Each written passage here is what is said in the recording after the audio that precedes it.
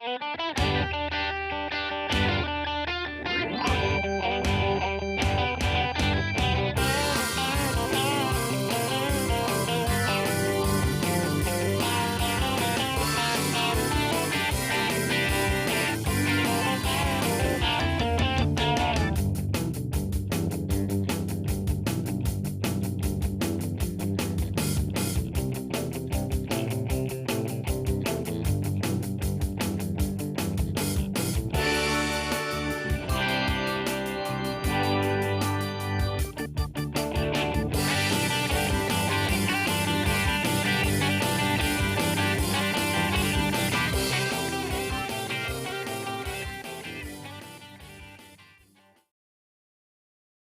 morning, everybody.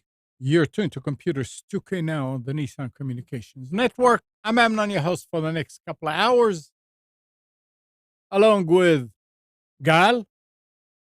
Good morning. Good morning. And Nick is here too, but there he is. He's getting Good morning. his coffee. Good morning. Our numbers. Like spilling your coffee during the intro. Yeah, it's fine. Don't make a mess. Katie is at a conference in Charlotte, and Spence is still in Alaska for the next month or so. Our number is 919-518-9773, Computers 2K Voice on Skype. And today's show is made possible by vMix Software and is sponsored by Tom Sinclair of Live Streaming. And it's hot already. We have a heat advisory here till according to Weather Underground, it's going to be 97 here. Yeah, let's see. We have a heat advisory. Temperatures up to 110 today. Jeez. Feels like or actual? Feels like, yeah. Yeah, I didn't look at the feel. Yeah. Good beach day. All right. It's fine. In the mornings, it's half the already week. 80. It's already 89 here. It's yeah. Well, here also after it's 9. Upper 7. So that's, good Lord. Oh well. I had an interesting week. Okay. I had it's not really technology related. I had a water line break in my front yard Wednesday. So that was an interesting process of figuring out where the water was coming from. Fortunately, it was coming from a water shutoff I didn't know I had. It was buried under a bunch of shrubs in the front of the house. So fortunately, was able to do a lot of pre-work and get a plumber out here Thursday afternoon and get that all set back up, and then spent the day yesterday ripping 5 bushes, trees, and roots all out of the front of the house. So very productive week. Not technology necessarily, though. And how would technology make it better, though? If I had a laser beam, I would have been able to rip all of these roots out of the ground and not have to literally break my ass and my back doing it. So, and your experience with the plumbers should give everybody a renewed faith in humanity. I mean, this was I couldn't believe when Nick told me how much it cost. Oh yeah, I was expecting this to be $1,000 job. Fortunately, well, so I didn't know what. So it's kind of weird. Things are different in the South. So we're in New York where I grew up. We have basements, so the water comes underground. And you've got your main water's coming in your basement. There's a whole bunch of pipes and stuff down there. Here it's a little bit different. I'm on a slab, so there's no crawl space. And I didn't even know I had a water shut off outside the house again because it was buried right out these windows. These are windows behind me.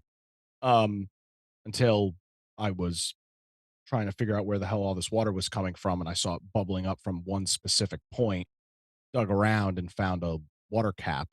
And that's fortunately where it broke. So yeah, $200 job instead of a $1,000 job, which is what I was expecting. So lucked out big time. Yep. I can't wait to see my water bill. That's going to be the. I think if I call them and show them the receipt of what I had done, I'm pretty sure they'll. There's a process around that. Cut me a deal. And it was about time to do that because it was getting old down Well, there. I mean, that valve wouldn't have worked anyway. It was Yeah, completely corroded.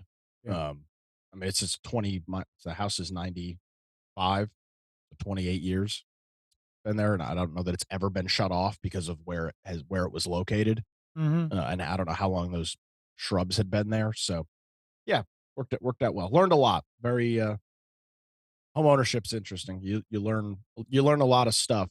You know, not necessarily anticipating having to learn, but Yeah, I didn't know that there was such a thing as a I knew there's a shut-off at meters. I mean, we're on a well, so we don't have it, yeah, and our main is under the house for yeah. the pump.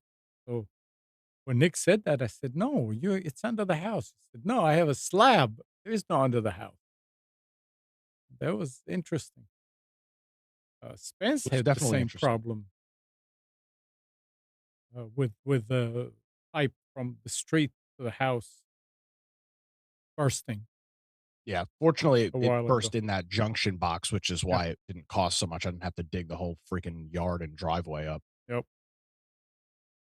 Nice. Yep. Yep, very nice. It's So amazing how when you don't have running water, it's like when you don't have electricity, you realize how or internet, you realize how useless everything you have is. It's a very similar process with water. yeah, yeah, yeah, yeah. You get to appreciate it. Absolutely. Yep. Yeah. Oh, and I lost another HD home run, another lightning strike. It blew up another Ouch. HD home run. So, yep, no live television until I can find a decent deal on eBay. No, I was Sounds looking. like sounds like you need to buy those uh extra the 4-year protection plan You for know, the Oh, but I don't even know if they offer those. they do. But They do. Duke offers. what do you mean Duke offers? Duke has a plan that will protect your electronics. Oh yeah, I'm not buying. That's a waste. But it's yeah, I I mean, know that it's not worth it for something that costs that much. yeah.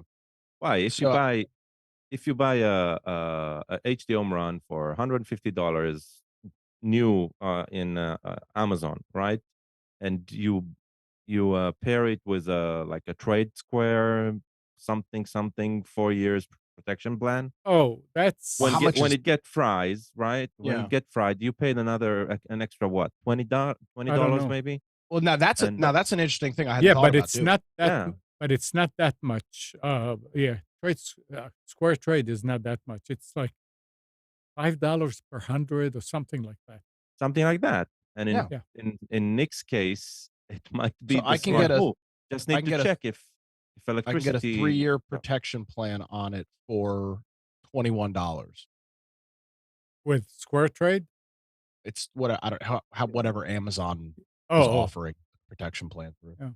I guess the question is what is The thing and I no, they're wanna using a company called Astrujon, Asurion,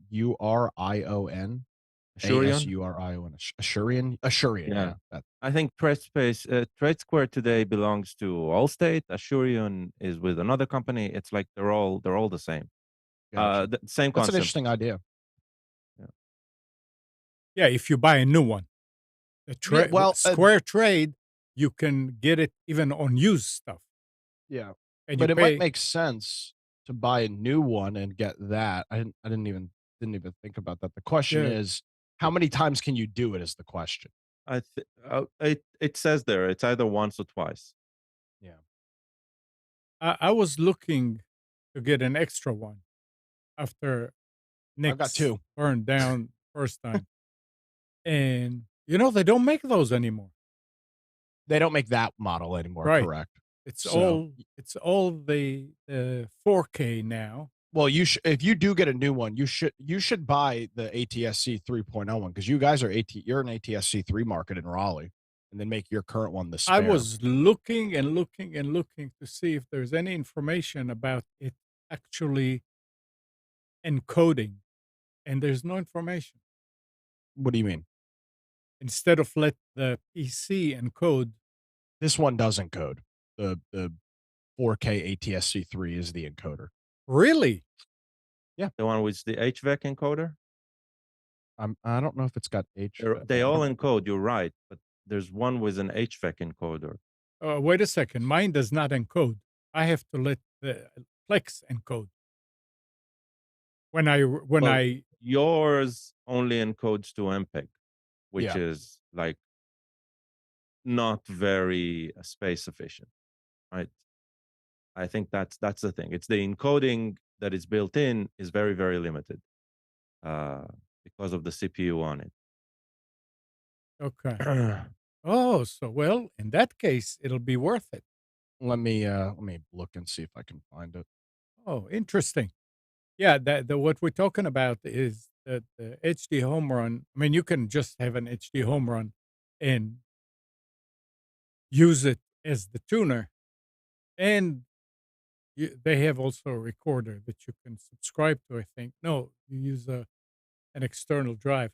But the thing is, when you have a Plex server and you use DVR, and especially if you are like me and your wife is recording 3 shows at the same time, it takes the HD HD home run does not encode like it's supposed to, and the PC needs to be really a powerful PC to do that.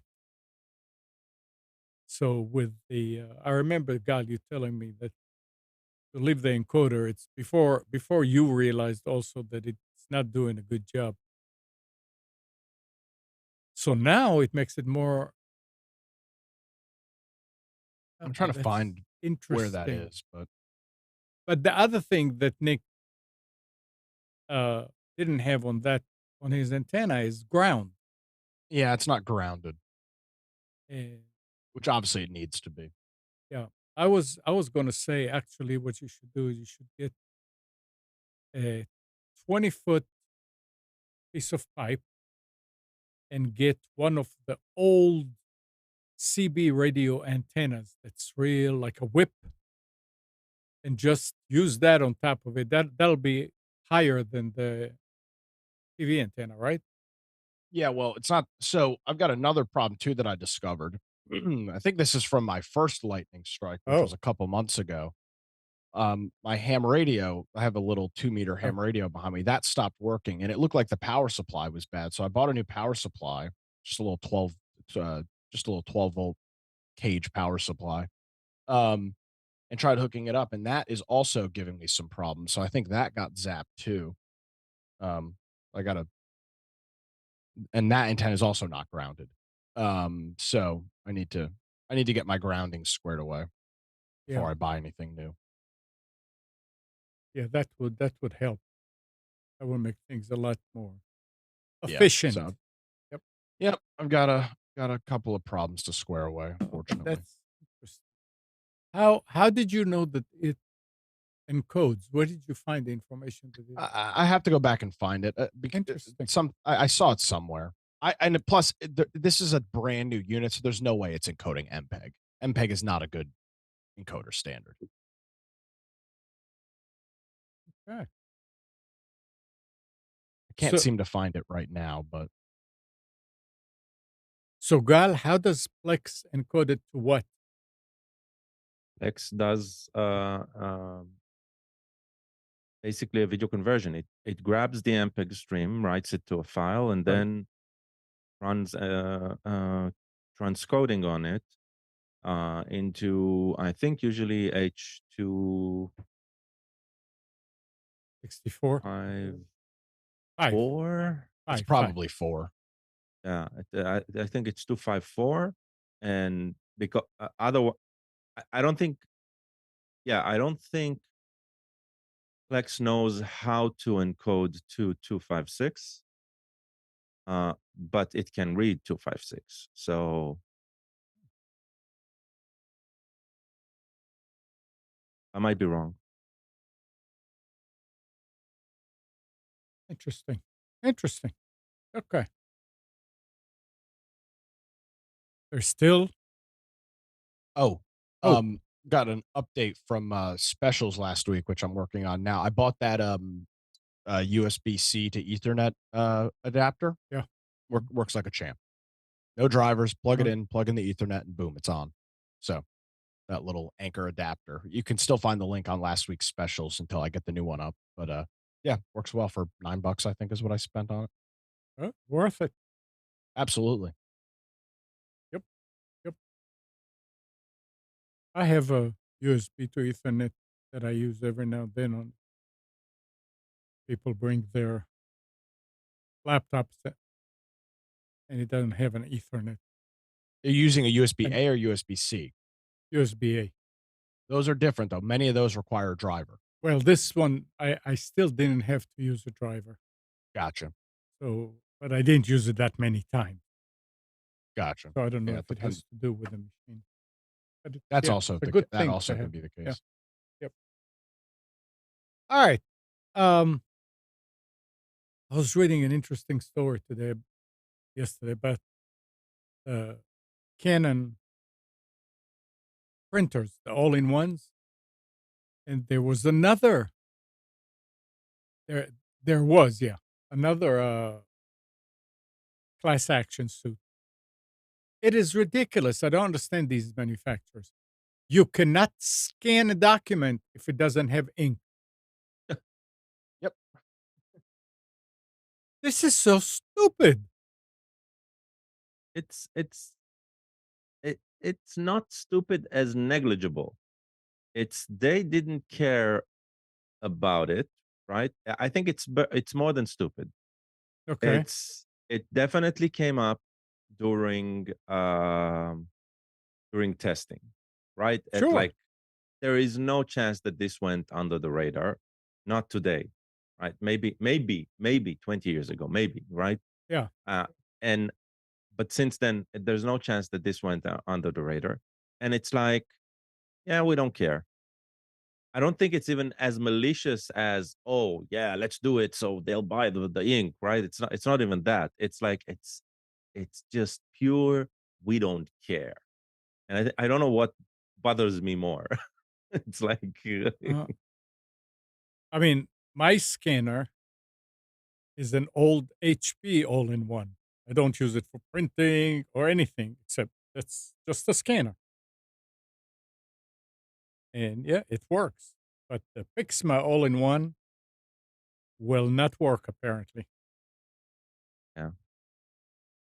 I mean, to be fair, if you buy a Canon product for all in one, you overpaid already. Well, yeah. So Well, uh, then I mean, the printing quality is higher, but the maintenance is also higher. They're very finicky machines, right? So yeah, but you see the point you just made even makes it a stronger argument that it should do everything that it promises to do. If you're supposed to be able to scan, then let it scan. People are paying good money for it.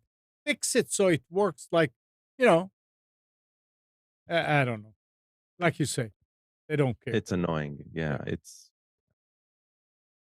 And another problem with hardware for the do-it-yourselfer, Apple's increasing use of serialization, which pairs hardware components with the logic board using proprietary software lock, is making simple repairs on devices like iPads and iPhones harder and more expensive. In a recent Forbes article, a repair expert claims the Apple Pencil won't work properly on the iPad Pro if the display is replaced with a non-genuine Apple part or even a screen from another iPad.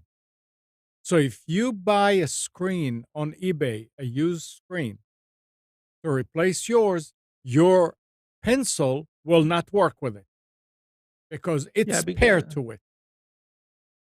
I mean, you'll ask Apple, they say, yeah, this is the way it's supposed to work. This is the only way, blah, blah, blah, blah, blah. But they have never been big on creating anything open, Yeah. right? They don't. It's another we don't care. Apple is the other. It's probably the biggest I don't care company, right? There is only one way of doing it, and it's my way, It's and our that's way. it, Yeah. right? And that's Apple. Yeah. The article goes to say this now been extended to the displays of fifth and sixth generation of the iPad Pro, 12.9-inch, and third and fourth generation 11-inch tablet. While I can repair, understand. I can understand this. I'm not justifying. I'm saying their explanation, as Gall noted, would be, well, if it's a non-genuine display, we can't guarantee that the Apple Pen will work accurately on the device. So that's why you need to have the device. It yeah, needs but to be they're a telling you device that that even if you use a display from another one, like I said, if you buy a used display on well, eBay to replace it, it's an Apple, it's genuine, but but if it's you don't buy a paired. new one, yeah. Yeah, it's paired to it. Well, allow it to pair with the new one. Well, they You don't know, want that. They don't want that. They want you to buy their new one. well, Yeah. It's we don't care. while repairing a customer device, he found that the Apple Pencil wasn't delivering straight lines when the iPad display was replaced with a screen from another Apple W- iPad. Well, there you go. If that's actually the case, then that makes sense. You buy a display, because then now you've got the problem where somebody's getting a display, putting a new display in, bitching and complaining that it's not working, and now you've got to support it. Yeah, but come on. It's like that means, right? They did not either provide the specification, True. right? Or the tools to repair something that has been broken, right? And that's the problem, right? That's exactly the problem. If I have two machines, one has a broken CPU and one has a broken screen, if Right. I can't take that screen, right, and put it instead of the broken screen, it's like you screwed everybody over. Forget forget right to repair for a second, right? Just go with efficiency and reusability, right? You're blocking those paths as well. Provide the tools to calibrate it, provide the tools to reconnect it. The fact that I'm taking another screen and putting it here and it's suddenly all wiggly, then Apple isn't doing a good job in providing support, right, for doing that properly. And that's either because they're locked in or only they have the tools to do it, which both are they're not okay in any way. They're not okay, right? And Not to so talk about all the junk that it produces, look, because you can't do anything. let's let's be clear. They're not the only ones doing it, Oh yeah, right? okay, yeah. And it's not like they are the worst. It's just they are definitely the biggest proponent of this. They are smug about it, right? Because when they respond to these, they respond of yes, that's how we want it to, or they don't respond, right? They just shy away and don't respond. It's like this is the situation, and they are just the biggest poster boys for this because uh, usually with other technology manufacturers, uh, because they fear of losing market cap, they definitely have more options, right? So, but yeah, this is a problem, and the entire right to repair movement is exactly about fighting these type of manufacturers. Yeah, Yeah. yeah. Oh well.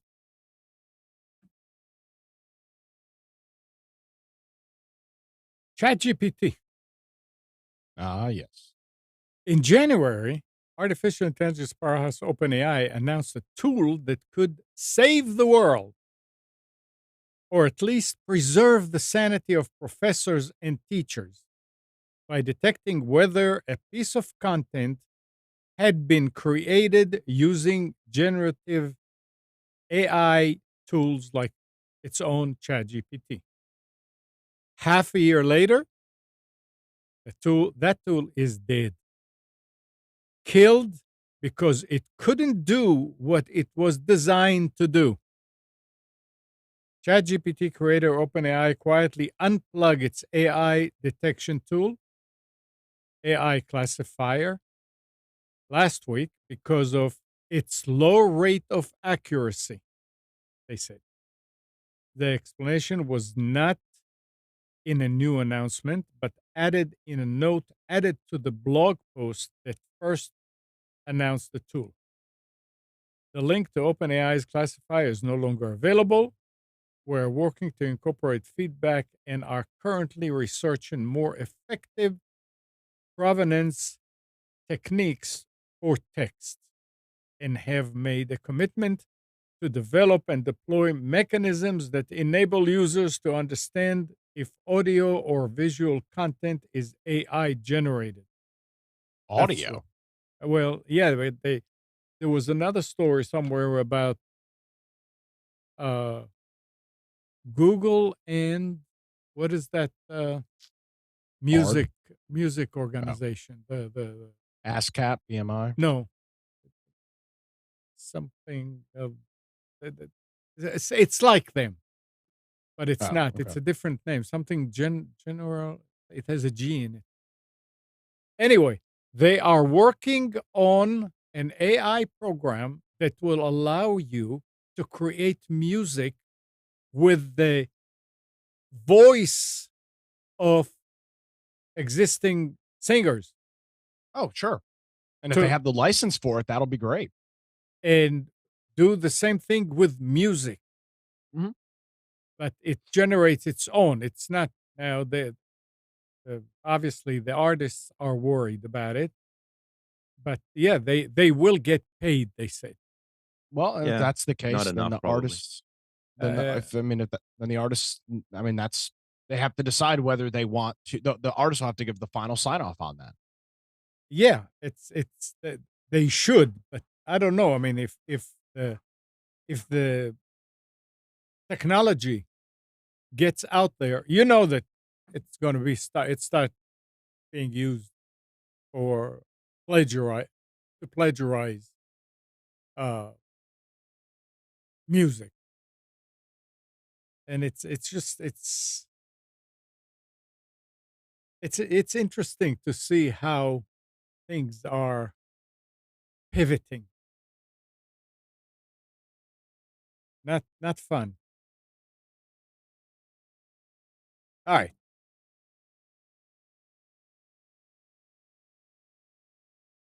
Um, I never even knew, and I can understand how things like this can exist. The mastermind behind a ransomware hosting service. Think about Yeah. ransomware hosting service. Oh, all malware today, Yeah. all malware today is through centralized hubs that rent processing power. It Unbelievable. is absolutely nuts. I agree. I've been in the security industry, right? When I did support, I've been in that industry for 11 years. Uh-huh. No, sorry, 14 years, right? And during that 14 years, in the beginning, the company that I first worked with was they did some analysis, and one of the toolkits that they found back then was one of the first ones where they tracked a site that has been hacked, and they one of the security analyzers figured out a way how to log in into that site, and they grabbed a lot of information about what goes on from within. Those are practically like an Amazon web services for hacking. It's like like you set up a WordPress or something like that, like Uh-huh. menus and like an interface like that. where and you manage the codes that you sent to mules. Mules are those who will eventually go and do it take actually. out the money from the bank after the transfers has been happening, right? And then they'll transfer it. It's like everything. All you need to do is just, you need your own sort of personal reputation to get an account like that from whoever's running that. And this is like It's completely nuts. amazing. It is. It is. It is mafia by nerds. It's so weird. It's It's a like, service that allegedly helped criminals collect more than 5,000 Bitcoin in ransom from hundreds of victims. So the owner was indicted in federal court this week. Prosecutor announced last Thursday. Artur Grabowski's Lolek hosted, Lolek hosted service operated for about a decade, and advertised itself as a haven for everything but child porn. Well, he had a little bit of something there, right? According to Florida prosecutors, client allegedly used the hosting server to deploy ransomware viruses that infected around 400 networks around the world. And nobody ever got pissed at them to tell the authorities. Nobody ever came across it to tell the who authorities. who will tell the authorities? Somebody's that, I bought hosting services from a ransomware provider, and they didn't provide.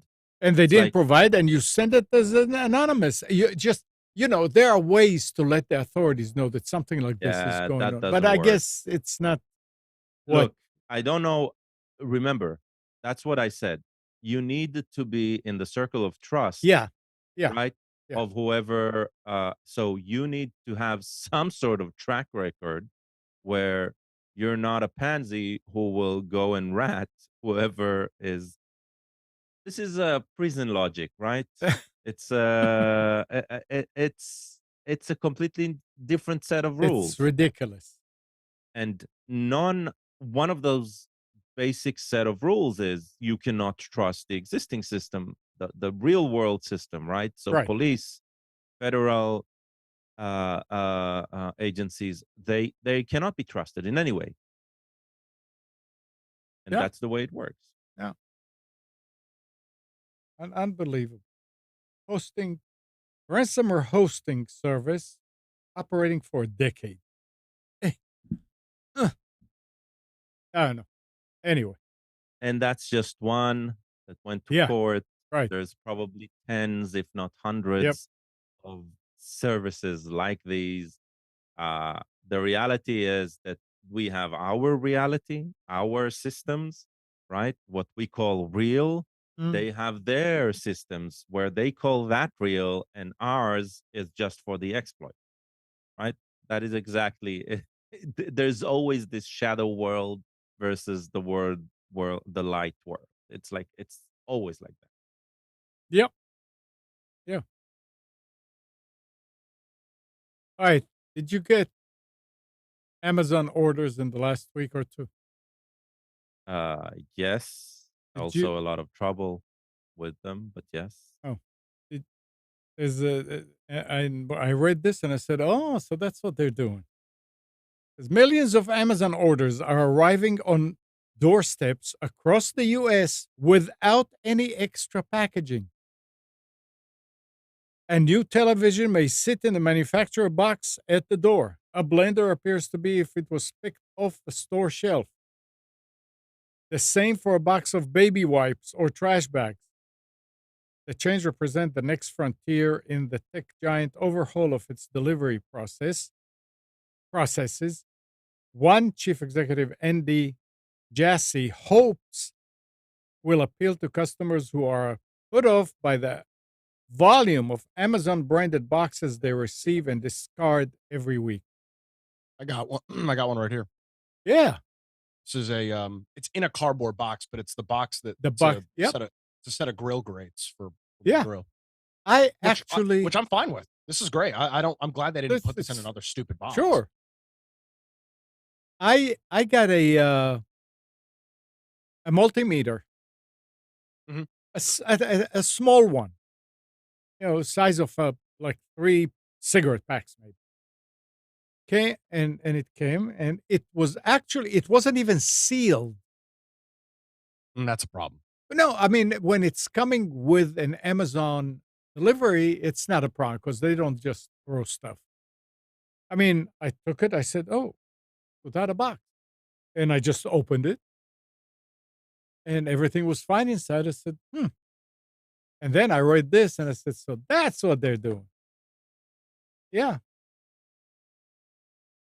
it will save a lot of trash in the landfill. It's I'm sure they're not doing it for that. They're doing it to save money because it costs them also to all these boxes. But yeah, it's nice that something like this is being done. A win-win. Yep, absolutely. Less crap for you to throw out, less stuff for them to manufacture. Yep. I mean, keeping in mind, right, that most of the products are already boxed in some sort of travel proof boxing contraption, right? Because they are sent in bulk to stores and distributors. Right. So yeah, why put an extra box per item, right? So yeah. Yeah. And That not to that mention, if you don't have the right size box, there's always the larger box, and it's always way too large to what was in. Right? You didn't save anything by shipping it in a larger box. So yeah, makes sense.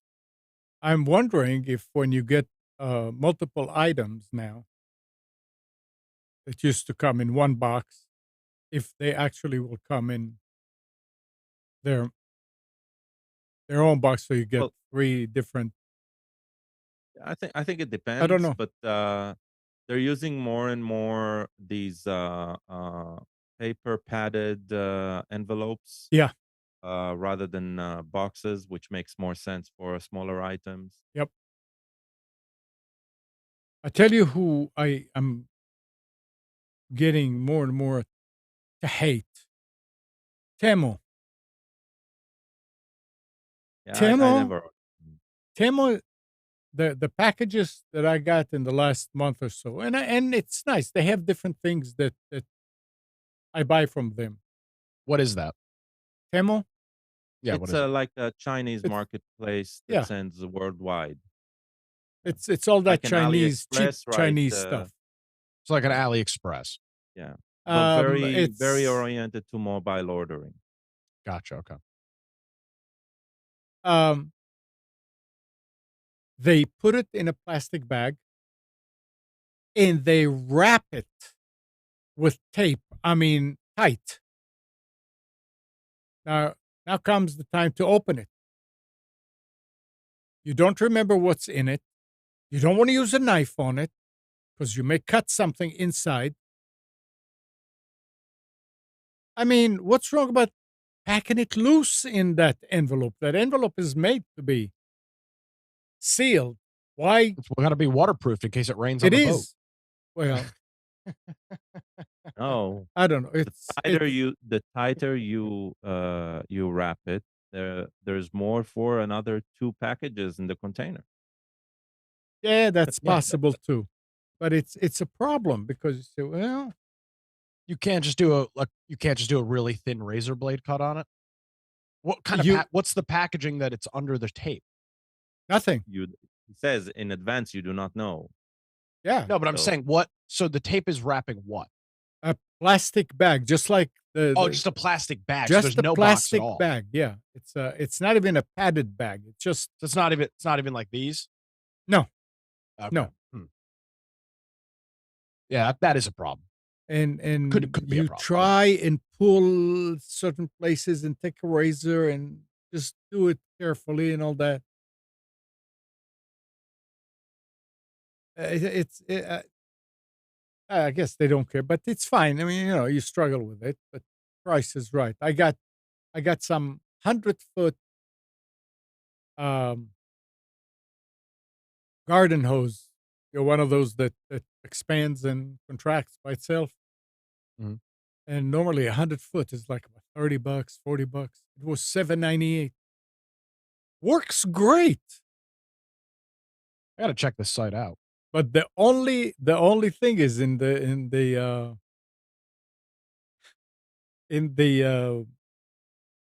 video that they show you, like they do on Amazon, but each uh, object, they show a car parked right on top of the hose and it's still running. Well, I can take that hose when I'm using the water, and I can, with 2 fingers, I can just squeeze it, and you feel it collapsing and going whoop, and it stops the water from flowing. But it's fine as long as it's so light. It is watering the plants is unbelievably easy now. You don't have to with the hose and all that. It's just it's like you're not holding anything. Yeah, it's and they have some good prices on certain things. But you check that stuff before. I mean, you're looking for something, you check with them. Nicholas? Yes. I need one more story. Oh, okay, because something weird. I mean, did you Oh, no, when I go there now, it's telling me something happened. oh, I haven't touched anything yet. Really? Well, it's gone. The last week is gone. Well, It if it was shows the gone, header. It shows the header, but nothing I'm underneath. on it right now. That's there. Really? Refresh without cache.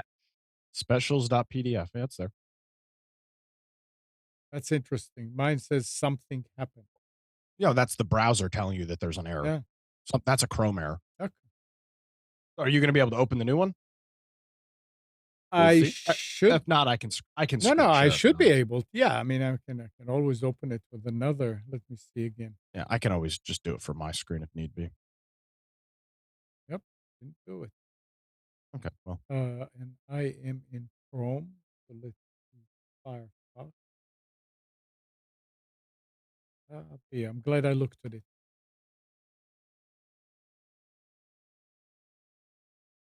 Guess I should try and clean the cache. I thought you half-fast kind of uploaded it. I mean, that's not a bad assumption, but unfortunately, not in this case. Fortunately, not in this case. Half-ass is normally my mo.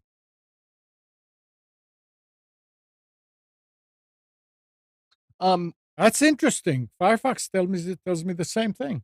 well, maybe you don't have an internet connection No, it's there or something.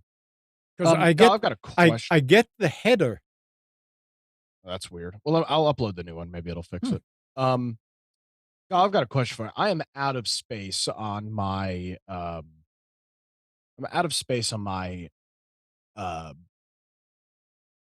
uh, Like virtual host system. I run a Proxmox, and I've got 3 VMs. I've got a Home Assistant VM, an Ubuntu VM which runs Plex, and then just a Windows 10 throwaway VM for when I need to test a piece of software, download something sketchy that I don't know if it's going to infect my computer.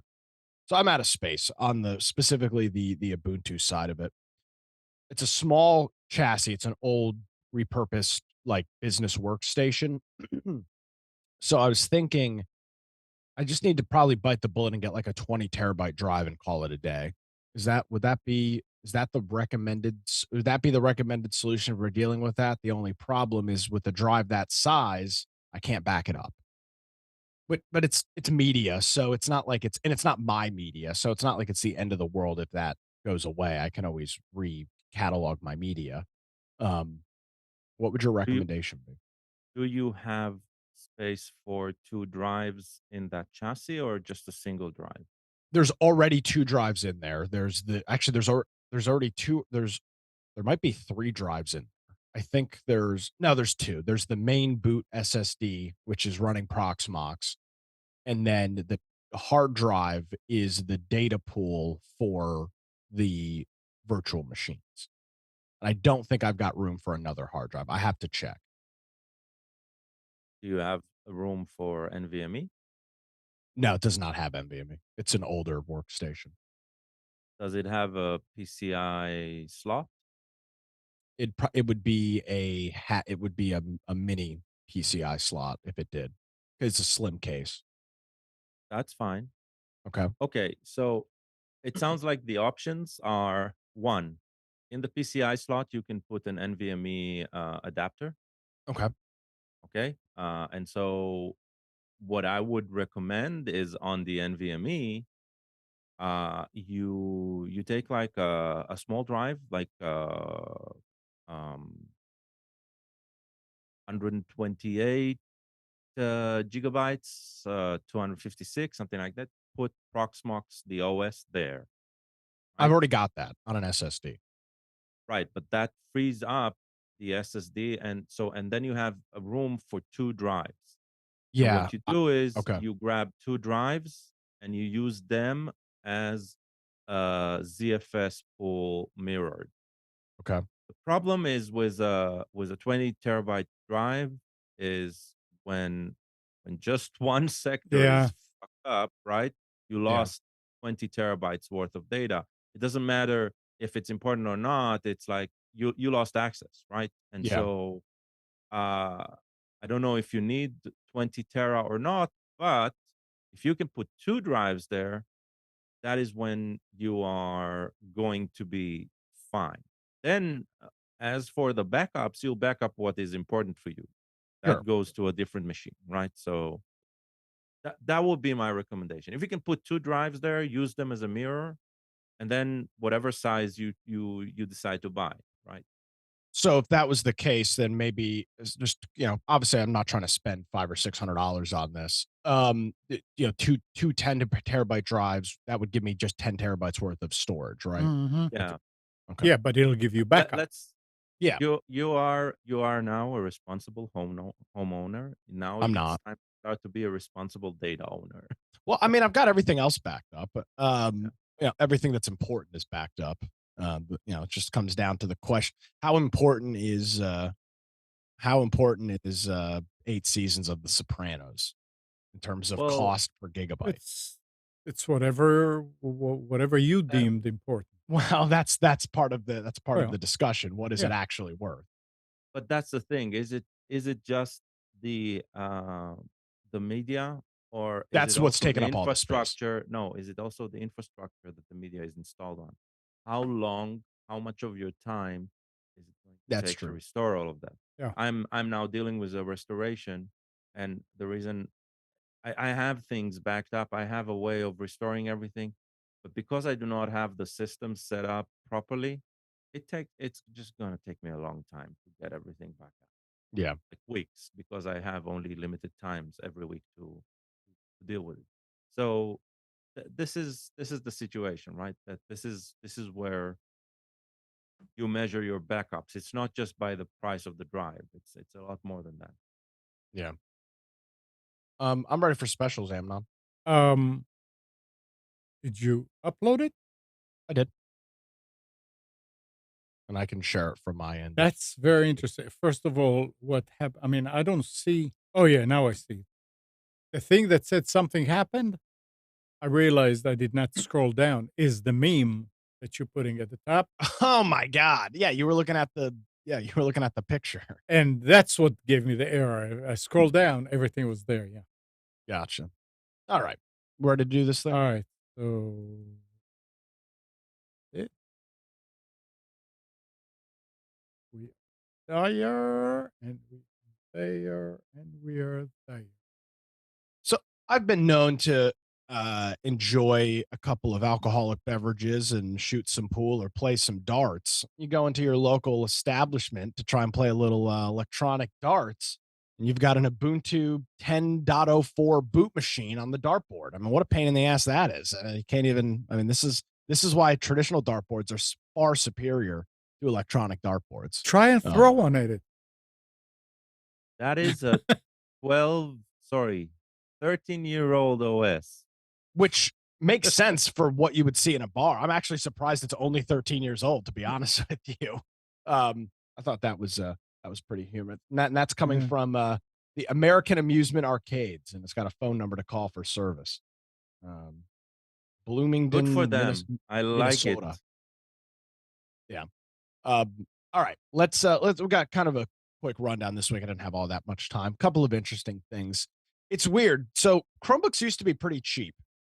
And then Chromebooks became really, really stupidly expensive. And now it seems like we're on the other side of the curve where they're starting to become a little bit more cost effective depending on your use case.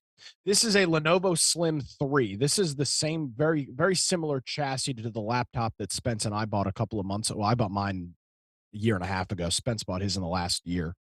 So it's a nice chassis on these devices. This is a 14-inch Chromebook. It's got only 4 gigabytes of memory, which is not great, but it will suffice, and a 64 gigabyte worth of eMMC storage built in. The MSRP on this normally doesn't make sense. It's normally $319, which seems exorbitant for a computer with this spec sheet on it. But it's on sale. It's $150 off for the next 14 hours. So you have to get this today if you want it. Over at Best Buy, $169 for that. It's got 152 reviews on Best Buy, and it's got a 4.6 star. Lenovo, I think, is probably one of the top, if not the top, laptop manufacturers right now in terms of quality and price.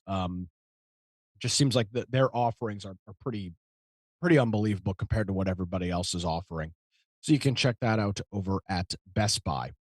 Lots of folks are looking and working from home permanently now, and sitting at a desk all day is not necessarily the greatest thing for you in terms of your posture, your health, and everything else.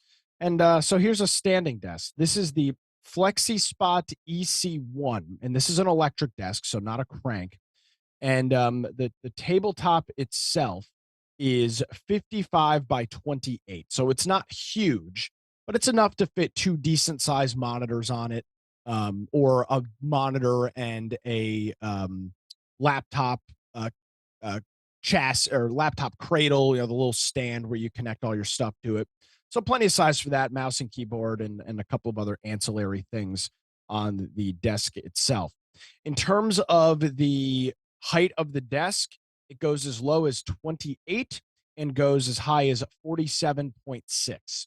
And it will carry 187 pounds worth of weight, which you'd have to have some real chunky pieces of equipment up there for that to be the case. So this is normally a $239 product.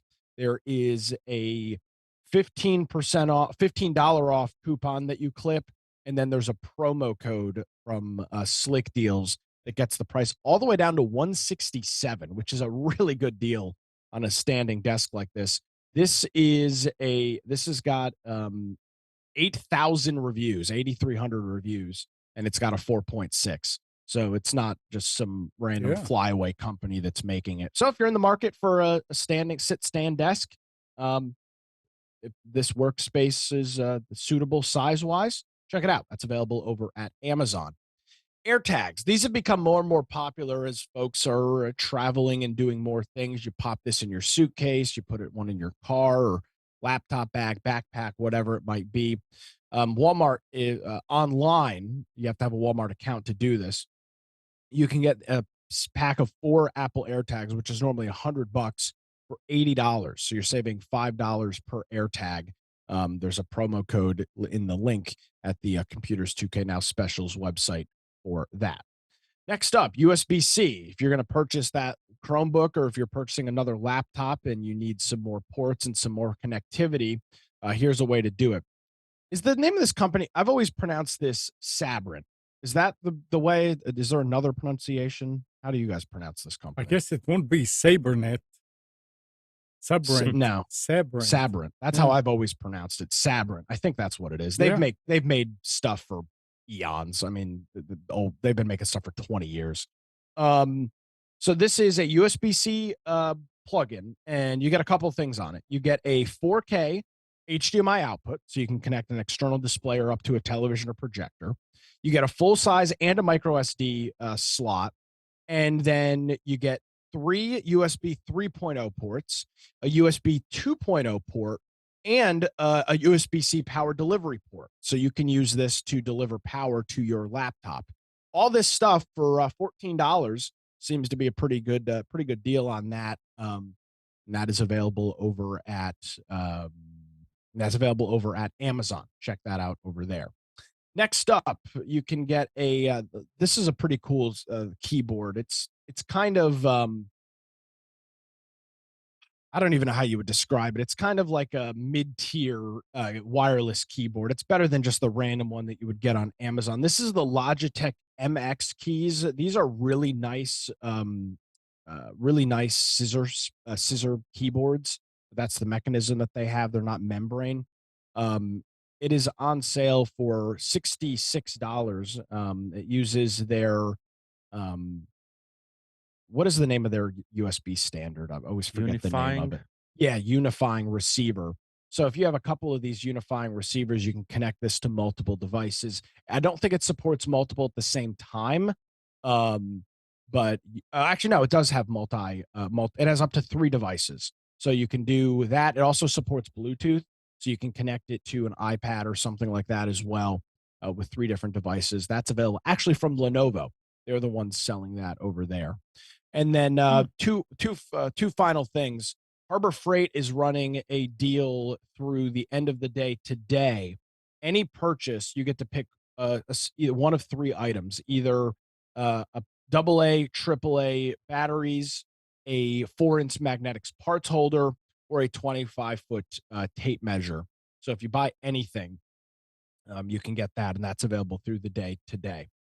Finally, this company called Greenworks, they make a lot of cool stuff. Their big thing are their lawn equipment, lawnmowers, weed whackers, and things like that. So folks have got a lot of money invested in those batteries because they're pretty high capacity. Mm-hmm. This is a neat device. I wonder if other companies make this. It's a super smart idea. So you take your normal 40-volt battery that you would have to power your lawnmower, your weed whacker, and you get a 300-watt inverter out of it. What a cool concept. So you slot in your battery. You don't have to, it's not unlike the cigarette lighter one where you've got to tether it to your car or whatnot. This would be great for camping or anything like that. You just take your battery, slot it in, and it's got 120-volt output at 300 watts plus 2 USB ports. So you've already got the big expense is the batteries, which you've already got. Yeah. Now you can use them in some other capacities. Pretty neat little concept, available for just $28. It's normally $40 available over at Amazon. And finally, look at this. This is the deal of the day right here. A 10-pack of Old El Paso original taco seasoning. This is normally almost $7, and you can get it on sale on Amazon for just $5.25. So that is many a Taco Tuesdays for little over about 52.5 cents per pack. And Old El Paso is the only taco seasoning I would ever use for me and my family. So check that out. That's the Old El Paso 10-pack of taco seasoning, also available from Amazon. And that's specials. Well, thank you, Nick. Yep. Thank you very much. All right. I'm looking out for the people, Amnon. I know. You always do. Always have, always will. It's in my blood. Yep. Unless the people are pissing me off, then they can get out of here. All right. So if you installed the latest Windows 11 update, you don't have Cortana anymore. Whoa, really? Yeah. As Microsoft is rolling out a new update for Windows 11 that disables the digital assistant Cortana. If you attempt to launch Cortana on Windows 11, you'll now be met with a notice about how the app is deprecated and a link to a support article on the change. Microsoft is now planning to end support for Cortana in Teams Mobile, Microsoft Teams Display, and Microsoft Teams Room in the fall of 2023. Surprisingly, Cortana inside Outlook Mobile will continue to be available, according to Microsoft. Microsoft is now working on Windows Copilot, a new sidebar for Windows 11 that is powered by Bing Chat and can control Windows settings, answer questions, and lots more. Windows Copilot is expected to be available this fall as part of Windows 11 update that will also include native RAR and 7-zip support. Yeah, you covered this a couple months ago. How that they WinRAR were is going like, to, yeah. they're like, damn it, after 25 years of providing the service. Yep. And we were talking about Copilot. I guess they were saying that they give it to you, but they charge you for it. There was a story that we talked about a few weeks Copilot, ago. you're talking about GitHub Copilot. I don't know. I don't remember. I remember the word Copilot. Yeah, so Copilot is the brand for the AI Right. assigned to GitHub. That's also Microsoft, right? Yeah. So if you want to use it within Visual Studio Code or Visual Studio Code, then yeah, it costs. Yeah. It's a paid service. Pretty.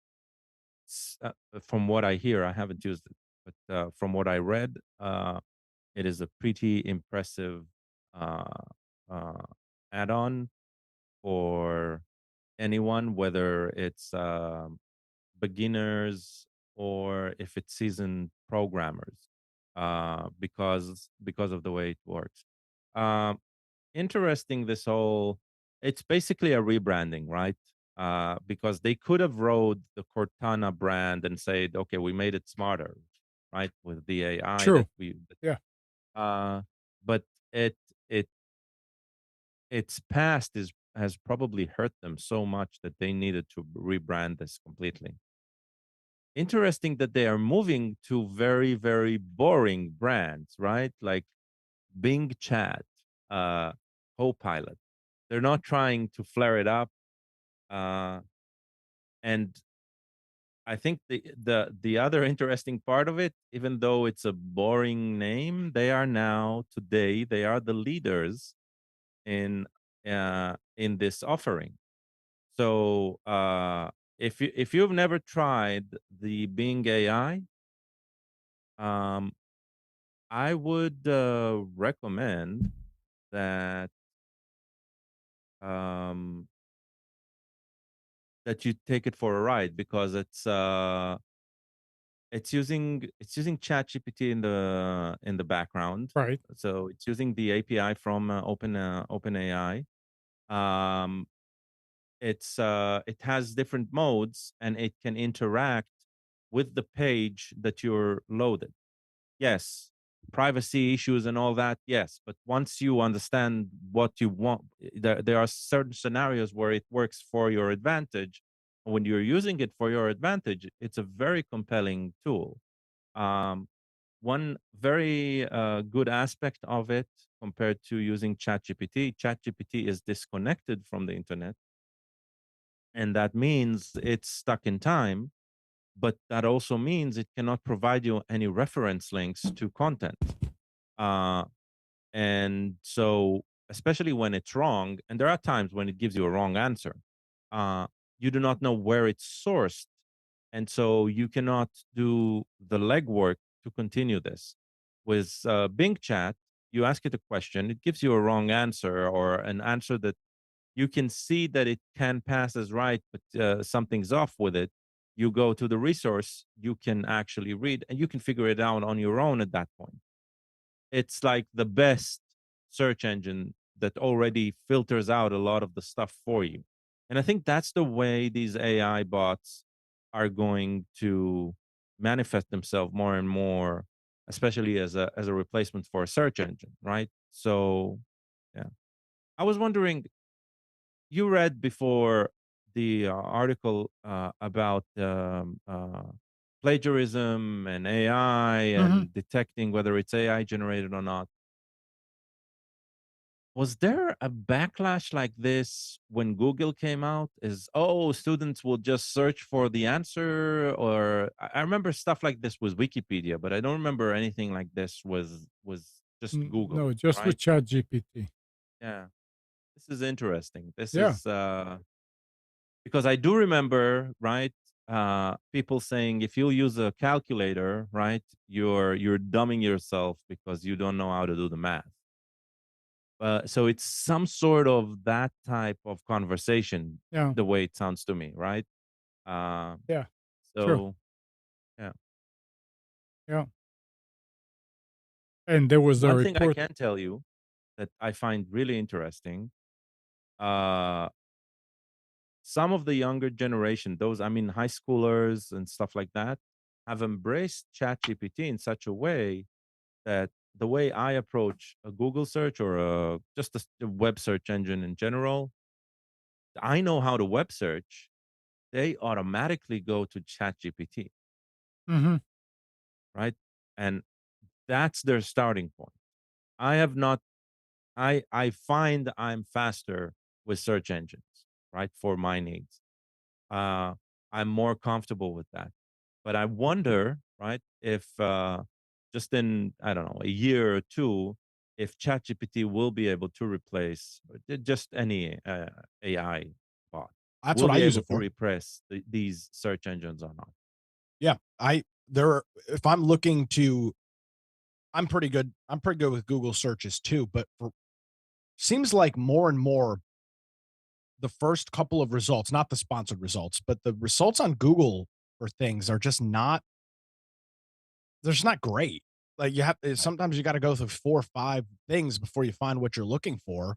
And you can very quickly go to Chat GPT. If I'm looking for, trying to think of what I've recently used it for. Um, I'm trying to remember what's something I've used it for, but like simple like household task things that you would need to know. Um, it's just it's a lot. It gives you one answer and that's the answer. Or you can have it try again, but you don't have to go through 18 different Google searches to find a blog that's got pictures and ads and scroll all the way down to the bottom to find what you're looking for. Yeah, yeah. One thing I did notice, this is true for probably for the past 4 years, even before ChatGPT 3.5 came out, which is the big shift. Um, is there are more and more sites that are just sort of like templated websites with AI generated text in them. It's like you feel like, okay, nobody really, either somebody just copied it over and does not understand the language, or these are just like mass generated. And I hope the tools like ChatGPT will just filter those out, right? So Like, but let me that's what's unclear, whether it's going to be a feedback loop or whether it's going to work. so let me So show this real quick because so this is an example. I haven't done this, but this would be an example of something. Um, you know, how do I change a blade on my lawnmower? It's a relatively simple right, it's not a simple task, but it's a relatively mundane task to do. And all right, what do you need? You need the new blade, you need a socket or wrench or adjustable, a block of wood, gloves, and glasses. And then it goes through all the steps. Prepare the mower, access the blade, remove the old blade, install the new blade, secure the blade, right. resemble and test run. And then if you do the same thing as a Google search, you're probably going to find a bunch of garbage in the first couple of results, or just websites that are not laid out well to actually finding out what you're trying to do. No, you'll find them the ones that are trying to sell you those. Well, not even that. Let me do that as a Google search real No, no, quick. Amnon is right. The content would come from some sort of brand of lawnmowers, right? And it'll contain similar content to what the AI provided, but it'll be very sales oriented, right? Yeah. There'll be paragraphs of saying you can use this and this brand and it's the best, blah blah blah. And and yes, it's just I'm just looking for instructions. Give it to me. right. Well, and Yeah. see, and that's the thing. So, like, here's the first result, which is from Consumer Reports, and there's a video that's good, and but then there's this write up, and actually, look at this. Yeah. Carrie Mower in Yeah. Cary, North Carolina, Yeah, told you us see? There you go. $8 to sharpen Yep. blade. Yeah. And then now I'm halfway through the page, and I'm finally getting my thing. But look, it didn't tell me what I needed. Didn't tell me I needed an adjustable wrench or a socket. Um, and actually this is not anywhere near as in depth as the chat Yeah. GPT article versus this, which is probably a little bit overkill. But I mean, look at tilt them over to the side when the air filter and carburetor side are facing up. This will prevent the oil and fuel from spilling into the engine. If you've never done that, you Mhm. probably wouldn't know that. Yep. And that's a great thing to pass along. So things like that are, great. How do I drain my hot tub? How do I drain my pool? How do I unfreeze my air conditioner? How do I change a light bulb? Let's see. How do I? Get 5 more people to help you. So Nick, you're a regular user of Bing search, right? Collecting the rewards and all that. Yes, sir. Are you using the AI bot from Bing? Yes and no. Because it doesn't work in Chrome, I'm having to, and I have not done a Just transition over install to. an extension. There's extensions that bypass that. They're basically looking for the user agent. Oh, okay. I need to do that. Yeah. So what I've been using is I've just been using Edge for that. But if I'm in the middle of something and I've got a bunch of other Chrome windows open, I'm just going to the next thing. Yeah. Just install an extension. There's ways Okay, to bypass I didn't realize that I could do that. limitation. Yeah. So here's how you change a light bulb. I've used it on Firefox, so for sure. Turn off the power, allow the bulb to cool, gather supplies, access the light fixture, remove the old bulb, install the new bulb. Be careful not to over tighten, replace the cover shade, turn on the power. Remember to dispose Okay, of old now- blades properly, so on and so forth. This is a little over. Right. Ask it the same question and tell it in 3 steps or less. I think this is the key thing, right? Is like you can ask it to be more informative. You can ask it to be less uh, uh, less precise. Boom. Right? Yeah. So turn off the power. That's the power. Yeah. Go ahead. Turn off the power, remove the old bulb, install the new bulb. Perfect, right? Yeah. Yep. So yeah, that's just the things thing like that. about It's very this. useful. Yeah. You can even do something like, for example, my AC in my house will not start. So thermostat, power supply, air filter, safety switch, drain line, tripped float switch, capacitor, which was pretty common, refrigerant issues, circuit board or control panel issues. There's 9 possible things that it could be. Yeah. And so it's really helpful for stuff like that. I have found it useful. Especially with broad troubleshooting, when you needed to just spit out a bunch of crap so you can start like, all right, let's start narrowing down what the issue might be, especially if it's something like HVAC where you've never dealt with it. I did not use it when I was having my panic attack on Wednesday as the water was flowing through my front yard. Let's see, water is leaking from, I don't even know how I would search it. Well, water is coming out of the ground in my front yard. Coming out of the ground in my front yard. So while it's answering, one of the interesting usage that so what you're doing is you're using it as an elaborate search engine. Yes, And sir. I agree it's perfect for that. But there are ways of using it that a search engine cannot help with. And one of them is, okay, you need to come up with something, like some sort of work. You need to do something meaningful, like build, I don't know, build a website or and so you can tell it I am going to ask you for instructions, right, on how to do so and so. Before I begin, give me 10, 20 questions, right, that I should uh, that I should think of before you have all of the information to build the site to my liking, right, or something like that. So you can ask it to imagine itself in a different position, right, on the not on the receiving end, but what would you do if you needed to do this, something like this, right? And you can ask the AIs these sort of questions, and it'll provide an answer.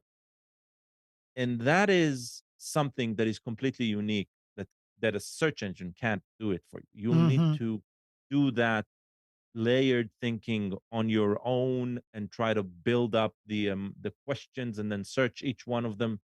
Instead, you can combine here the AI for it to provide you like what is going what is going to guide the plan that you are later going to lay out, and have it do both ends for you, and then you just fill in the blanks between the part that is important to you.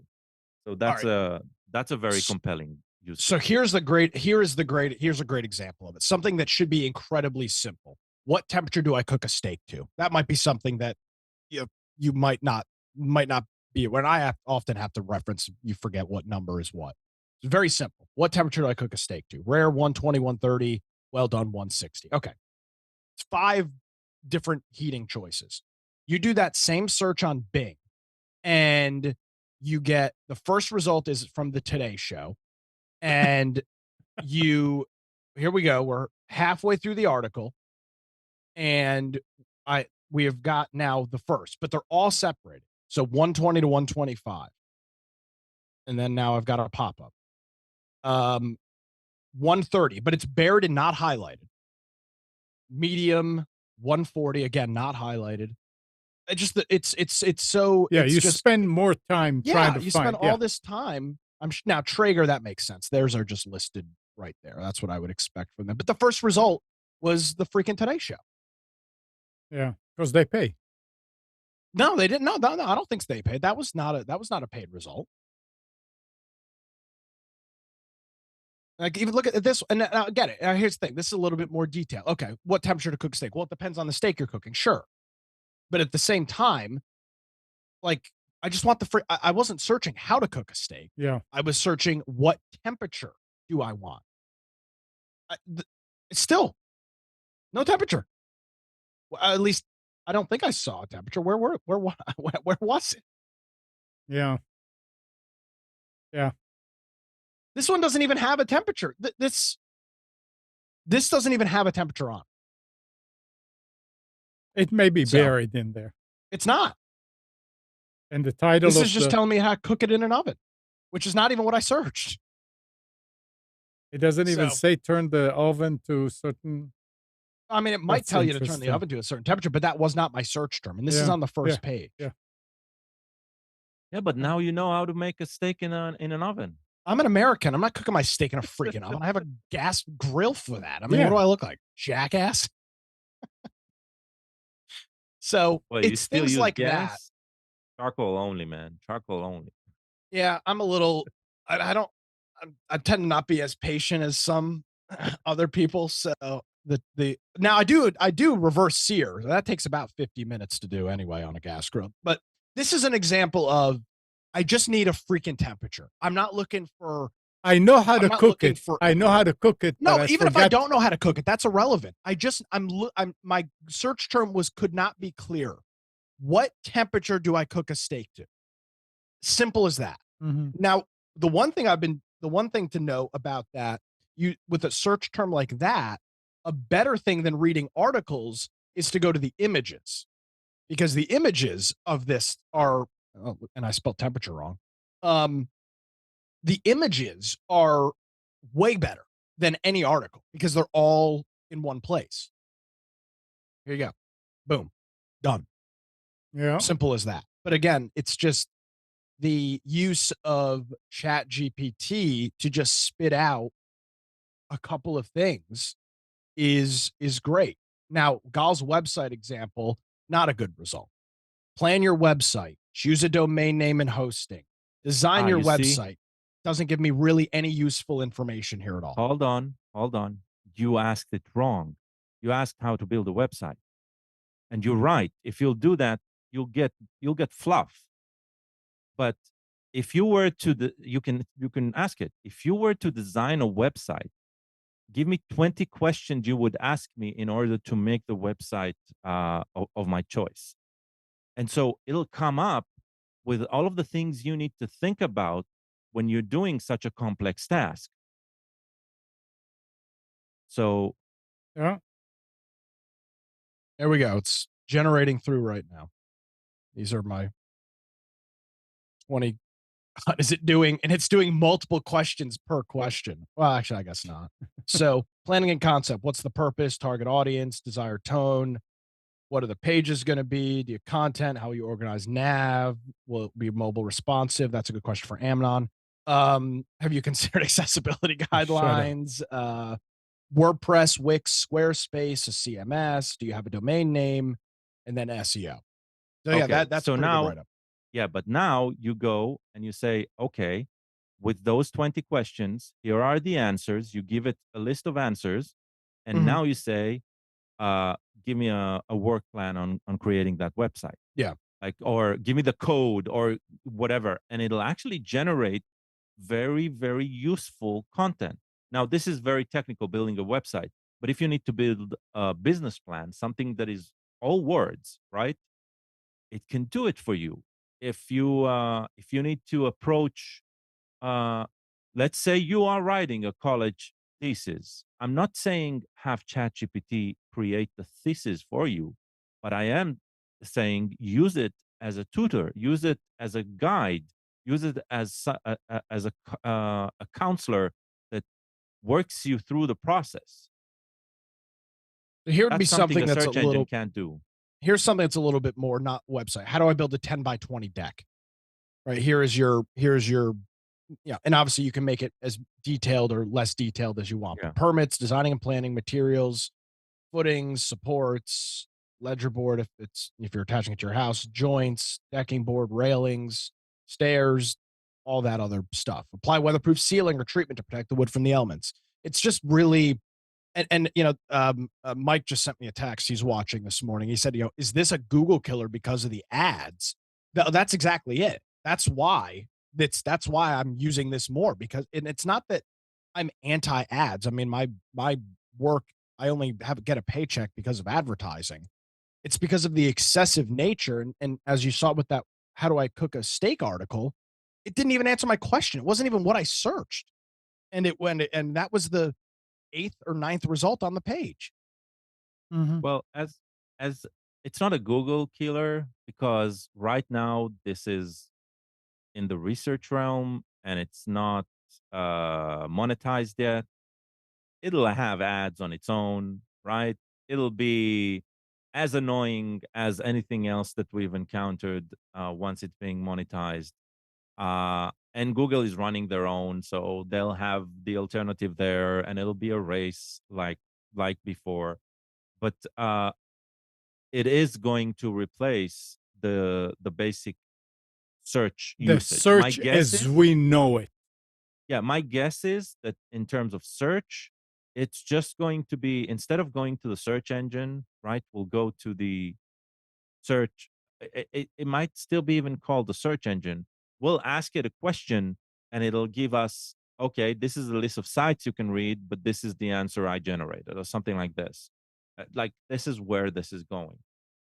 The accessibility of this. Remember, right now you must log in to use it because they are still busy in collecting data and refining this. And this cannot be uh, because they need to track in conversation. That's why they're using it always with a login. I'm guessing they will also create a one-off version of it later on. Those will definitely be uh,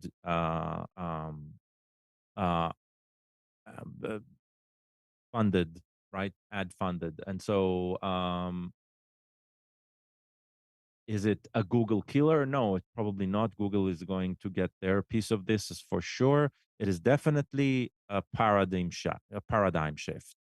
We're no longer going to go to the search engine first. We're definitely going to use this. And if it can't find it, it'll say, hey, I can search the internet for you, right? That is what it'll do. Like a Yeah. politician. Yeah, sort of. I just installed the Chrome add-on for the Bing chat.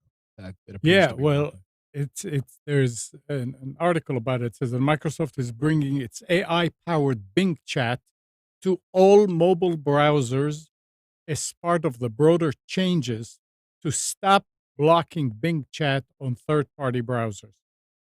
Bing chat first launched in February, but it was restricted to Microsoft's own Edge browser.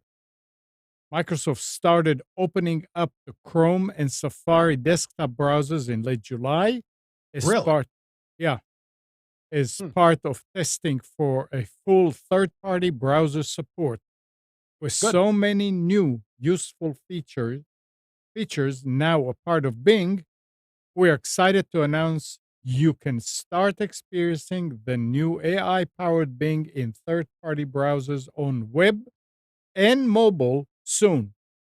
That's from the Bing team. The next step is the journey is allows Bing to showcase the incredible value of summarized answers, image creation, and more to a broader array of people. So, Oh, right. The Bing AI, yeah, it has image generation baked in, It's so which cool. you can was already available from Dali, but there it was limited. You had credits. Here it's unlimited. So amazing. yep, So here's the Bing chat of that same question, what temperature to cook steak at. And it gives you the results, but it also gives you its reference, which was Right. steakschool.com. Um, and then there's some other things on the other side of it, Traeger, and then that Today Show article, funny enough. Um, the image generation is really cool, though. yeah. Now, if it will only be able to clean up Amazon searches, so it gives you what you're looking for and not what they want you to see. Well, I'm guessing there'll be add-ons that'll do that shortly. Yeah. So there's an AI project that I've encountered a couple of months ago, which is an interesting one. It hooks up to systems. This is in the self-hosting realm. So if you have um, something like a Slack server or a Matrix server, where you correspond for internal use, like uh, or a Discord server, where we discuss um, topical things that are related specifically to our work or to our interest group or whatever. Searching within these systems is complex because it is all of the discussions are very context oriented. You might get a keyword wrong and then everything's off. And just the search engine that's baked in is language based, is like text based, not so much language based or concept based. And so there's a group that came up with an AI bot that you install on a server that you control, so it's self-hosted, and it connects via API to these services. It goes and it reads all of the content, and everything is stored locally, so you're not exposing it to anyone. You're not exposing any proprietary information. But then you can ask it questions, right? It's like, who's the contact from so and so that we worked with a couple of months ago or something like that, right? And it goes in, and because it already ingested all of the information from the conversation between the people working on the project, boom, it gives you the answer. Or how do we what's the process we do when we I don't know, deploy such and such system? It's like having somebody like a scribe, right, that retains all of this, and you can go and you can ask him the question, and you have that. uh that is the way AI is going to be more and more. The interaction with the AI is going to be more and more apparent. It's going to be more personal. It's going to be more to the point. And I think that's exciting. As long as there's always the option of doing it not just globally, but also personalized, like in local. Uh, the moment they'll do it global only, centralized only, we're going back to the same problems we had with Google and Facebook and etc. Of this hoarding of personal data without any control.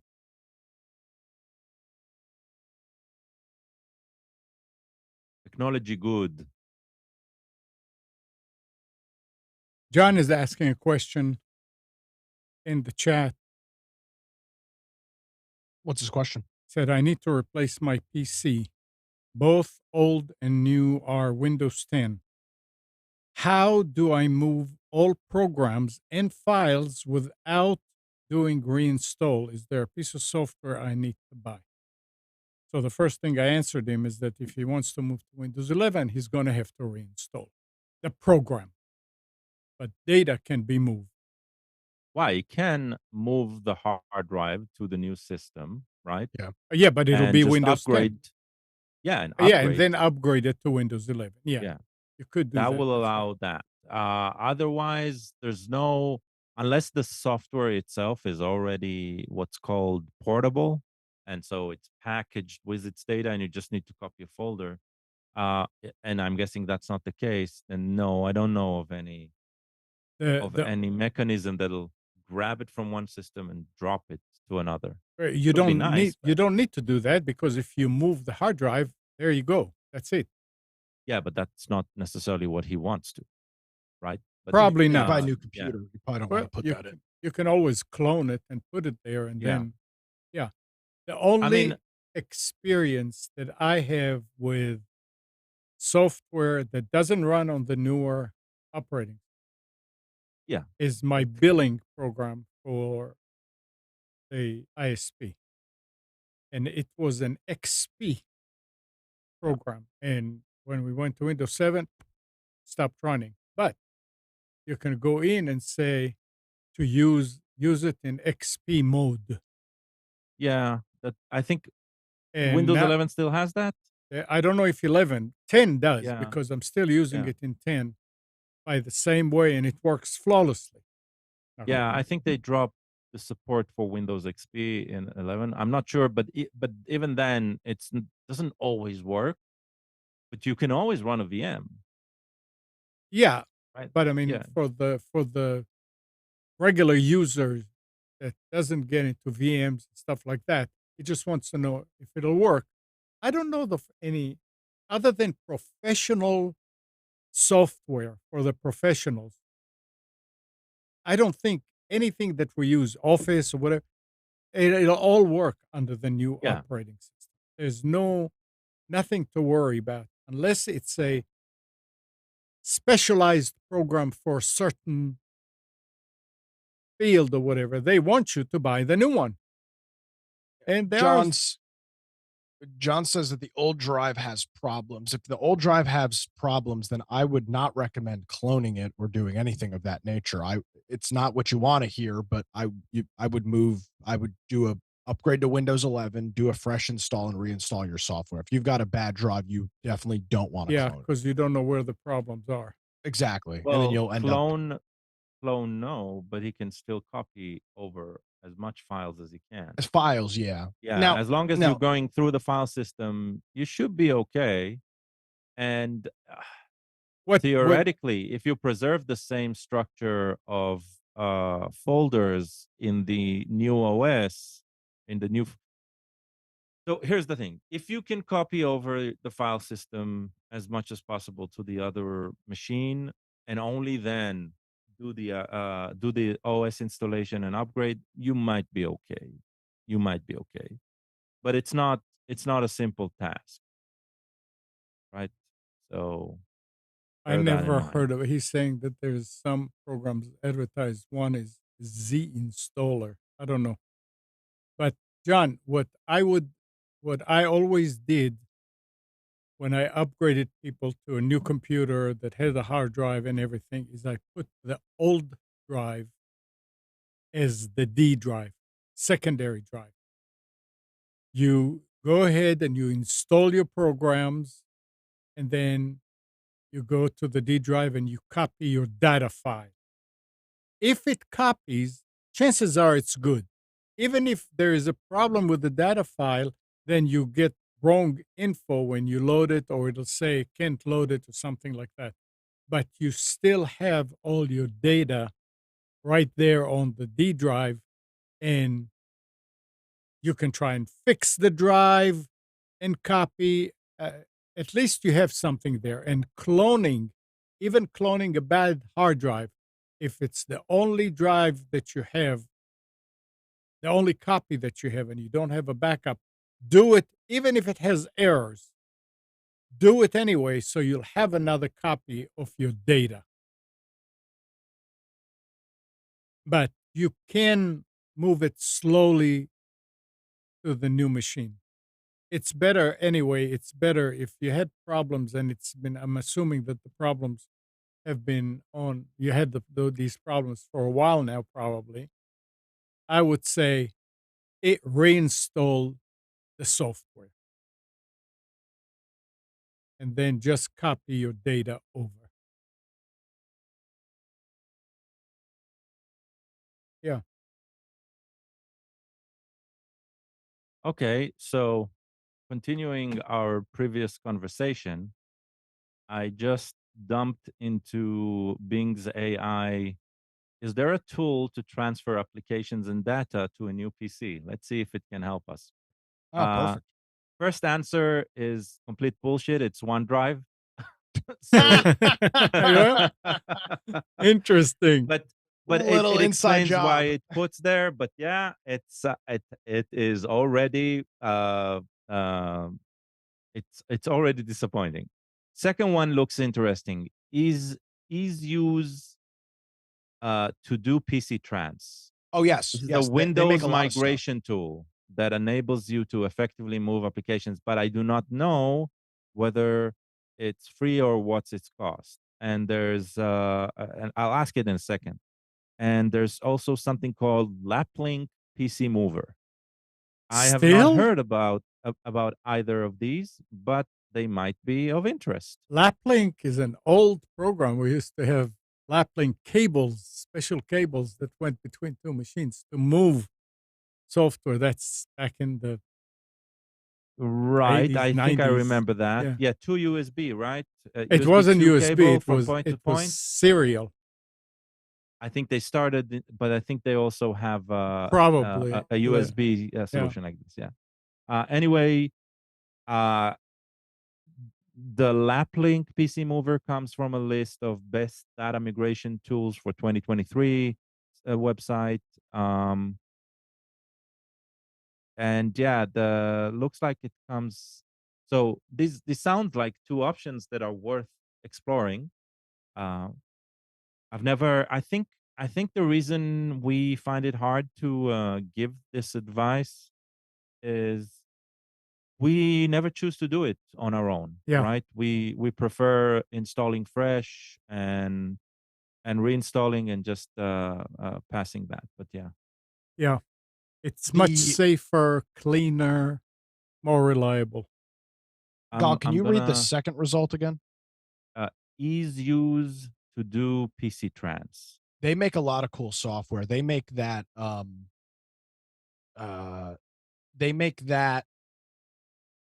partition software that allows you to expand your the easy partition expander software that I think we've talked about on this show. They make a whole bunch of really cool software. And they have a partition master. They make a lot of cool software. Even if it costs, it's probably minimal. What was it called? To do personal do to do backup. PC trans. Hmm. I got Oh, a yeah, here it drop. is. I To do now see the PC time, and trans. I have something that I need to call somewhere. Okay. So I'll talk to you guys after the show. All right, Nick. I mean, okay. See you, Gal. See ya. Yeah, this ease software you have to pay for. So, Yeah, but what does it show how much the cost? It normally is in the 20s or 30s. yeah, it's $49. Yeah. It's worth it. If it saves you hours, it's worth it. Yeah, yeah. Yeah. Yeah. So, Yep. might be something worth checking out. And when you're getting a new computer, John, Intel has introduced, well, I don't know that this is for personal use. What is ARC GPUs? That's Intel's discrete GPU. Okay, so They make physical Okay. discrete GPUs now called ARC. So Intel has introduced a telemetry collection service by default in the latest beta driver for its ARC GPUs. You can opt out of it, but we all know most people just click yes to everything during a software installation. Intel's release notes for the driver don't mention this change to how its drivers work, which is curious submission. News of Intel adding telemetry collection to its drivers is a significant change to how its GPU drivers work. Intel has even given this new collation routine a cute name, the Intel Computing Improvement Program. Gee, that sounds pretty wonderful. We want to improve our computing, so let's dive into the details briefly. Anybody that collects telemetry, come on, give me a break. We all Doesn't know that everything collect telemetry? Huh? Everything collects telemetry. Well, Yes. Everything. if Zoom is collecting telemetry right now. This entire call, they've been collecting telemetry. I've not been collecting. I'm not connected to you. I mean, any software, anything that you're running is collecting telemetry. Your video drivers, everything. Yeah. Telemetry is not a bad thing. But it could be. No, I disagree. It depends. I mean, Yeah. drinking too much water could also be Yeah. bad. I mean, Yeah. telemetry, especially, and the reason that this is a big deal for ARC is because they're trying to compete with NVIDIA and AMD, obviously, for gaming video cards and stuff like that. And their biggest issue right now is not the hardware, but it's the drivers. I mean, NVIDIA and AMD have been making consumer-facing graphics video drivers for freaking 25 years. Yep. And now and let's be clear, Intel's also been making video drivers, Intel HD graphics, or prior to that, for at the same amount of time. Yeah. But it is very different in terms of performance video game drivers versus just general display drivers that you're using to display an OS. So that telemetry is helping them figure out what they need to do to be competitive, because they're spec-wise, their cards are fantastic. The drivers suck. So games just don't work. Games just don't operate well because they're not optimized. And that's what the video drivers are supposed to do. Yeah. All right. So, Nick, are you using Hulu or Disney? Nope. No, it's going up in price, though. Yeah. Again, Disney is raising prices on almost all of its streaming offerings as it looks to accelerate profitability for the business. Commercial-free Disney Plus will cost $14 a month, a 27% increase beginning October 12th. Disney Plus with ads will remain $7.99 per month. Disney will also expand its ad tier offerings to select markets in Europe and in Canada beginning November 1st.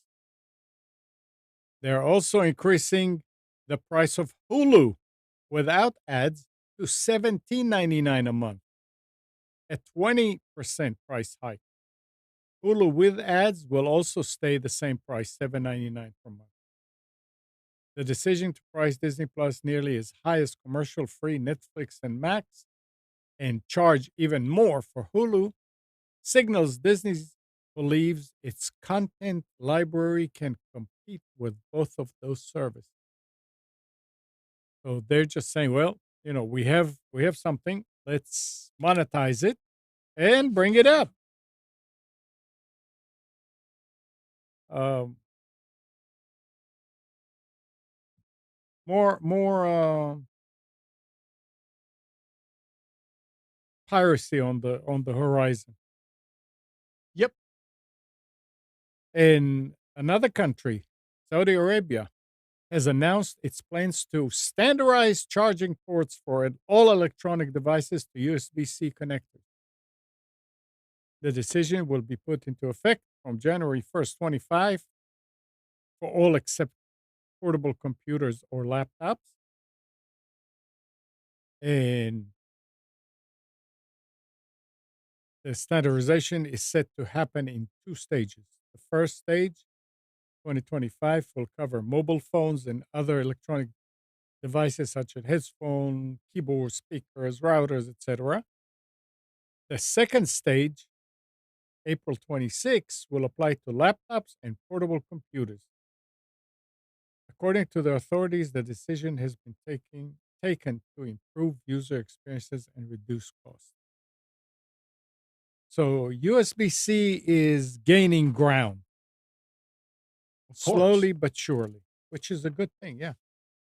I mean, it only makes sense if you're buying any new computer that you've bought in the last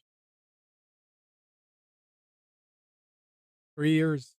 I was gonna say 5, but probably 3. Yeah. Unless you're buying just the bottom of even the bottom of the barrel is coming with USB-C. You can't buy a new computer now unless it's got USB-C.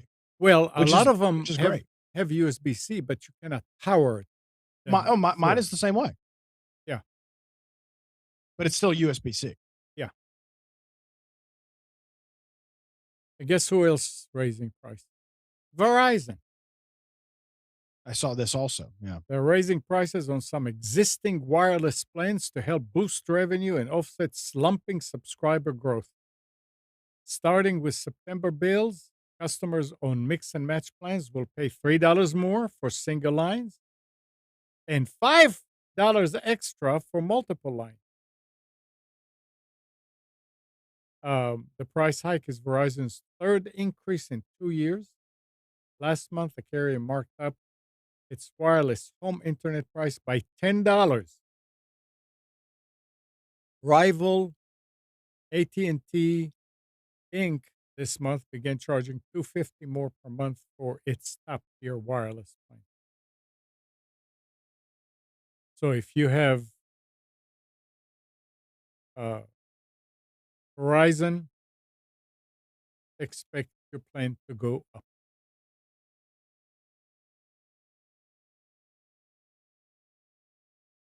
And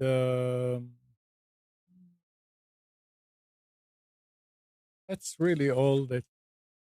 There. Remember last week or the week before we talked about SanDisk problems. Yes. Actually, no, I wasn't on that show. I don't think. It has been the silence from SanDisk has been deafening. Its portable SSDs are being lambasted as users and tech publications call for them to be pulled. The recent scrutiny of the drives follows problems from this spring when users, including an Ars Technica staff member, saw Extreme Series portable SSDs wipe data and become unmountable. A firmware update was supposed to fix things, but new complaints dispute its effectiveness. SanDisk has stayed mum on recent complaint and hasn't explained what causes the problem. Now, if you're about to buy an SSD, it's the SanDisk Extreme Series portable, not the old SanDisk. just so you're aware.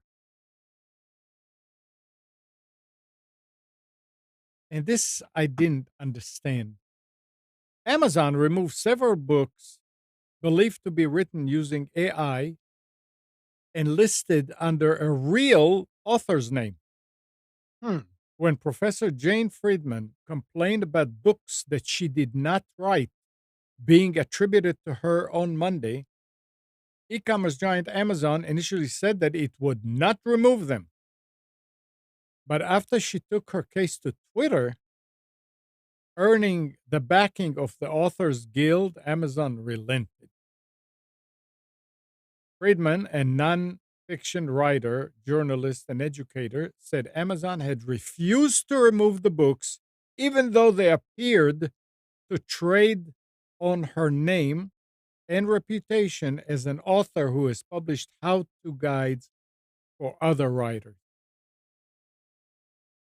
If I'm an author and I have a book on Amazon, can't I say, hey, I want you to remove this because I don't want you to sell it anymore?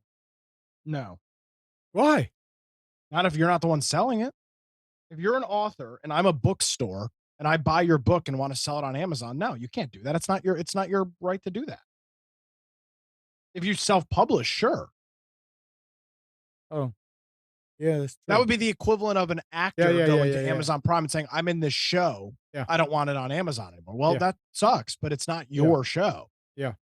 And in the case of in the case of your book, if you're the one selling it, yes, you would just delete your own listing or turn off your own listing. But if a third party owns it and is selling it, then no. Yep. Good point. Good point. I stand corrected. And so this comes back to the larger thing. Amazon is really more of a marketplace now than it really than anything else, especially for things like books and other. Yep. All right. Anything else, Nick? I'm gonna hang out at the beach for a couple hours, probably. So, what's the temperature there now? 93. Have fun. Yep, be a good time. All right, thanks. Thank you. I'm not going to be here next week. You what? I'm going to be in the Lone Star State next week, so I will not be on the show. Nice. Enjoy it. Be safe. Will do. So have a great time at the beach. Thanks, sir. You as well. Huh? Said you as well. What beach? Exactly. And good morning, Kathy, Hannah, Nabil, Mac, Norm, Katie and Dina, Mati, Eleanor, Sarid, Yaakov and Yael. Thanks, everybody, for tuning to Computers 2K Now. We hope you enjoyed and maybe learned something from our time together. Remember to practice safe computing. Back up your hard drive and update your virus scanner. And change any same passwords that you're using out there. We'll be back here next Sunday at 9, but you can always reach us at computers2know.com. Monday through Friday, 6 to 9 a.m., Nick is on Wilmington's 980 The Wave and 107.9 FM with his daily news and commentary show. You can tell your Echo device to play 980 The Wave to hear him live, or you can go to the recordings later on at nickcraig.com. And Tuesdays at 7 p.m., Nick and Brian do the Infection podcast on Twitch. That's for survival games, gaming news, and some political commentary. So 7 p.m. Tuesdays, it's twitch.tv/Infection Podcast. Have a great week. Stay cool.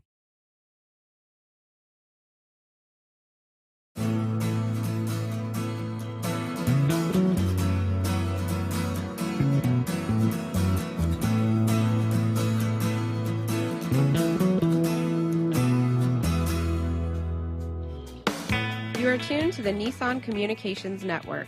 If you tuned in too late, you can always watch each program in its entirety or download an MP3 audio file of it in the archives section at nissancommunications.com. Don't forget to subscribe to our YouTube channel, follow us on Twitter, and like us on Facebook. Sponsored by StreamingGear.com, Carolina Apparel, and DeltaForce.net.